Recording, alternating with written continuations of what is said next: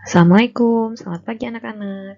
Hari ini kita akan mempelajari tema 7, subtema 2. Pembelajaran pertama yaitu tentang peristiwa kebangsaan seputar proklamasi Indonesia. Apa sih yang kita akan pelajari? Terbentuknya Indonesia. Seperti yang kalian ketahui, terbentuknya Negara Kesatuan Republik Indonesia tidak hanya cukup dengan pembacaan naskah proklamasi kemerdekaan pada tanggal 17 Agustus 1945. Namun, terbentuknya Negara Kesatuan Republik Indonesia melalui berbagai tahapan dan peristiwa. Tahapan dan peristiwa memperkukuh terbentuknya Negara Kesatuan Republik Indonesia. Saat ini pun kita masih harus mempertahankan kedaulatan negara.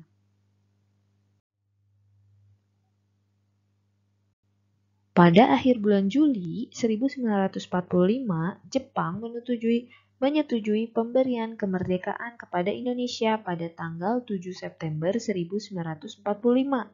Tapi pada tanggal 6 dan 9 Agustus 1945 terjadi bom atom yang dijatuhkan sekutu di kota Hiroshima dan Nagasaki. Peristiwa itu mendorong diubahnya tanggal pemberian kemerdekaan Indonesia menjadi 24 Agustus 1945.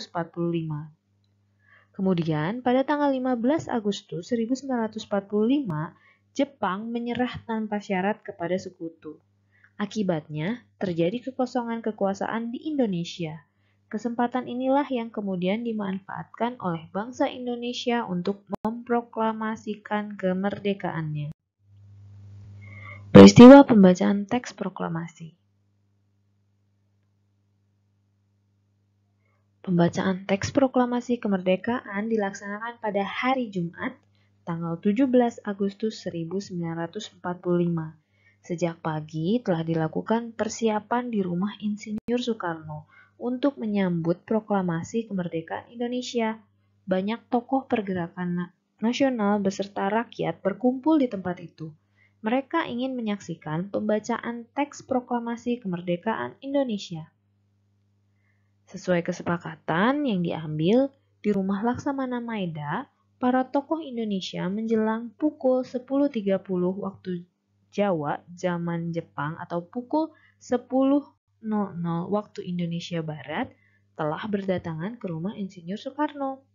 Mereka hadir untuk menjadi saksi pembacaan teks proklamasi kemerdekaan Indonesia. Nah, seperti yang kalian lihat ini ketika Insinyur Soekarno membacakan proklamasinya.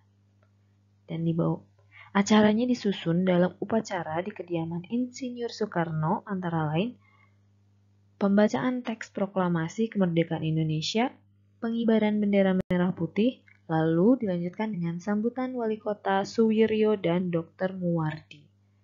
Nah, gambar ini adalah rumah di mana dipersiapkannya proklamasi. Upacara proklamasi kemerdekaan berlangsung tanpa protokol. Latif Hendraningrat memberi aba-aba siap kepada semua barisan pemuda. Semua yang hadir berdiri tegak dengan sikap sempurna. Suasana menjadi sangat hening. Insinyur Soekarno dan Dr. Andes Muhammad Hatta dipersilahkan maju beberapa langkah dari tempatnya semula. Insinyur Soekarno mendekati mikrofon dengan suaranya yang mantap. Insinyur Soekarno didampingi Dr. Andes Muhammad Hatta membacakan teks proklamasi kemerdekaan Indonesia yang telah diketik oleh Sayuti Melik. Mari kita dengarkan ya.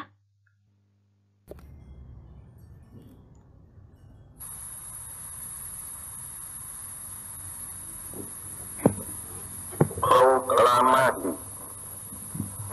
kami, bangsa Indonesia, dengan ini menyatakan kemerdekaan Indonesia. Hal-hal yang mengenai pemindahan kekuasaan dan lain-lain diselenggarakan dengan cara saksama dan dalam tempo yang sesingkat-singkatnya.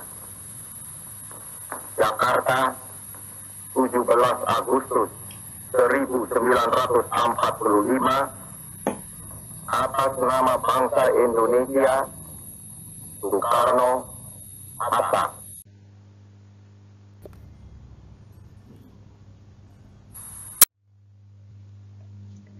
Setelah membacakan proklamasi, terjadilah pengibaran bendera yang dilakukan.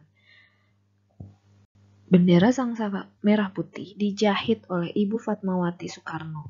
Suhud mengambil bendera dari atas baki atau nampan yang telah disediakan dan mengibarkannya dengan bantuan Sodanko Latif Hendradiningrat.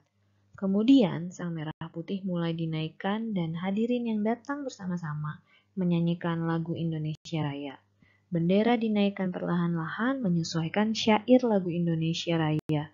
Seusai pengibaran bendera merah putih, acara dilanjutkan sambutan dari Wali Kota Suwiryo dan Dr. Muwardi. Nah, ini fotonya ketika pengibaran bendera pertama kali Sang Saka Merah Putih dilaksanakan. Nah, setelah membahas proklamasi, tadi kan dijelaskan bahwa proklamasi itu terjadi pada pukul 10. Kalau pukul 10 itu biasanya suhu udaranya seperti apa ya? Kalau beberapa hari ini karena hujan, pukul 10 biasanya mendung ya. Tapi kalau misalnya sedang tidak hujan atau tidak mendung, pukul 10 itu biasanya ada matahari, lumayan terik mataharinya. Sekarang kita akan mempelajari tentang kalor mengubah suhu benda.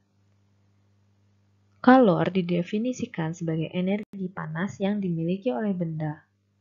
Secara umum, mengetahui adanya kalor yang dimiliki oleh benda dapat dilakukan dengan cara mengukur suhu benda tersebut.